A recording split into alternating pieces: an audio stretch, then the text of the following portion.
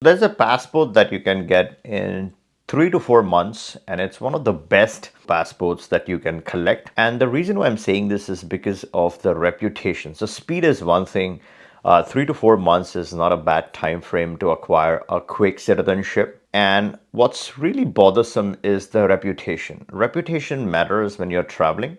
So, when you're going to a country and flashing your passport, if you don't have a passport from, let's say, the US, Germany, France, or Canada, or Australia, it's sort of a different kind of reputation, right? Then where are you from? Are you from a third world country? Or are you from a sanctioned country like Iran or Russia or, even Pakistan, right? So you have that kind of a reputation. And you want something that's convenient and in between. So you don't want like the flashy passports, you don't want the trashy passports. You want something that's reputable or something that's relatively unknown, unheard of. Now, when you talk about the CBI citizenships, the biggest problem is the reputation. Price is one thing. Now, I think a lot of those Caribbean passports take almost a year or even more to obtain. So it's not even about the speed. So you're paying a lot of money. It's not fast. The reputation in a lot of cases is bad. Most of those passports have very poor reputation. So how do you then manage this, right? The third most important thing over here, apart from the speed and the reputation, is the visa-free access. Now, you need decent coverage because this comes in handy, especially when you're trying to strike a residency from inside the country. Now, there are a lot of programs where you need to get the visa stamped, which is the residency visa, of course. So once you go through that process, once you get the stamp, you travel to the country, then convert that stamp into an actual residency card. Now, this is a long process. A lot of people like shortcuts. They don't like the uncertainty of getting the visa and then converting it. So there are plenty of countries, at least 5 countries, where you can enter and then change, right? So you can enter visa free and then apply for residency from inside. So you don't have the uncertainty of dealing with the visa process. You can bypass that and directly get the residency from inside. That is where I think the visa free coverage comes in handy.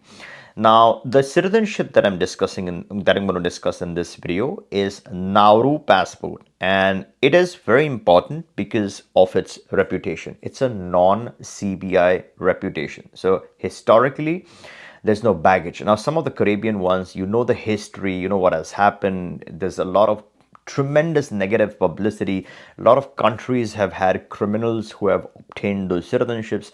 Those news articles are all over the internet. Most of the border guards, most of the immigration officials, financial institutions have been given specific instructions by Western countries to process some of these passports differently, right? So not just the face value reputation, but even the documentary procedures are different to deal with these typical CPI countries that have messed up in the past.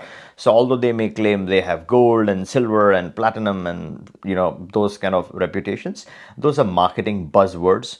Under the hood, there's very poor reputation or stigma associated with some of those busted and tainted nationalities.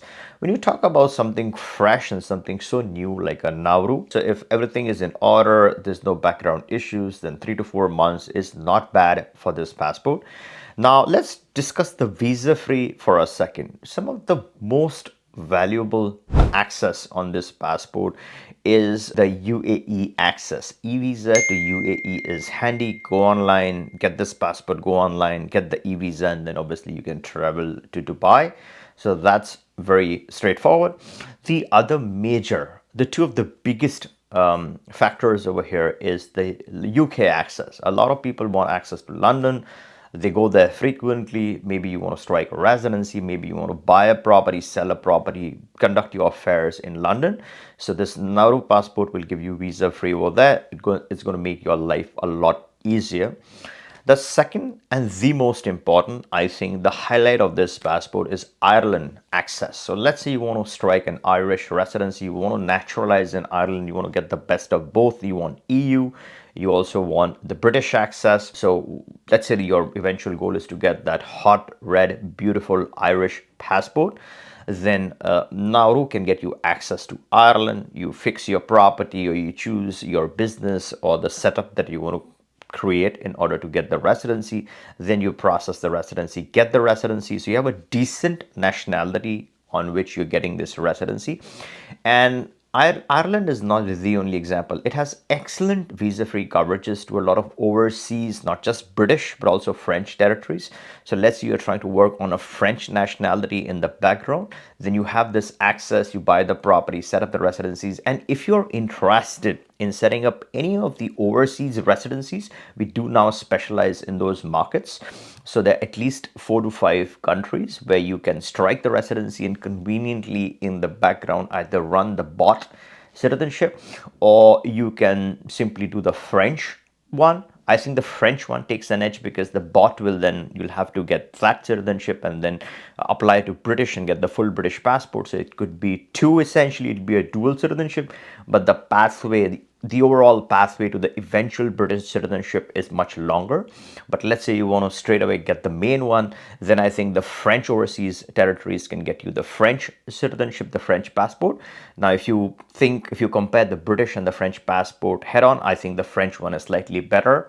So that way, the Nauru passport, right, this interim starter passport with a good reputation will get you inside one of those countries, and then you can strike that residency. And as I said, at any time, you can click the link, book a call. We can discuss the best one and get you started on that one. Now, let's get back to the Nauru passport.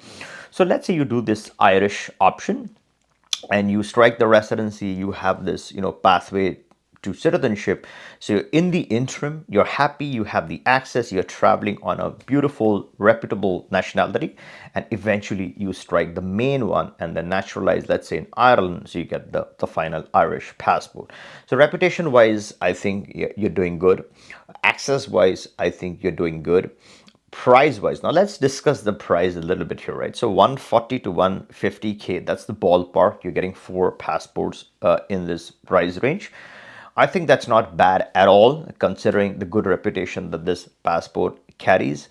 When you compare this with, let's say, something like Vanuatu, the biggest reason why someone would do a Vanuatu is for the extreme speed, right? 3 weeks, you get some passport, get some nationality. The other thing is the difference in due diligence. So Vanuatu literally is the fastest of the fastest of the fastest, right? You give them something, they give you the green passport, and you have something to immediately get started with. So a lot of situations, a lot of cases where the visa free does not matter, the reputation does not matter. What really matters is, do you have a legal citizenship right now? Right, so you just need some legal citizenship. The reputation is not of any significance here.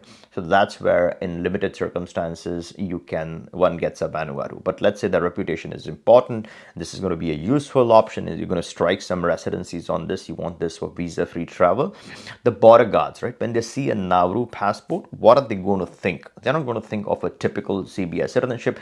Half the people around the world don't know what Nauru is, where it is, and stuff like that. So they're going to look at the system. They're going to figure out, okay, this has visa free to our country. Check the passport, legit, let them enter. So that's the decent reputation with less scrutiny that you're going to face as compared to, let's say, some of the Caribbean ones, right?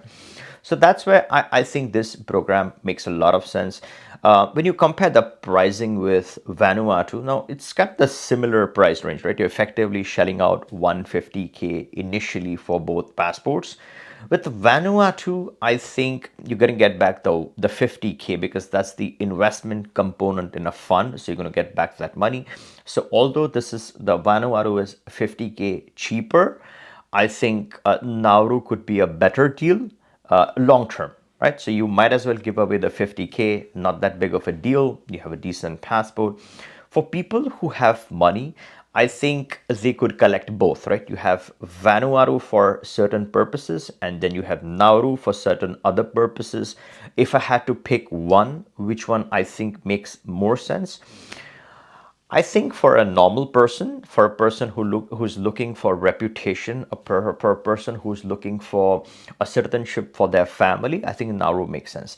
The other advantage with Nauru is that you can include your siblings on this passport. So there are extended families who have parents, mom and dad. Apart from just the parents, they also want to include siblings. Now with Vanuatu, you can hit a limitation, right? So siblings it's usually an issue, so you can't include them. But with Nauru, you can include siblings, so you can have an extended family apply for Nauru. So that's the other advantage.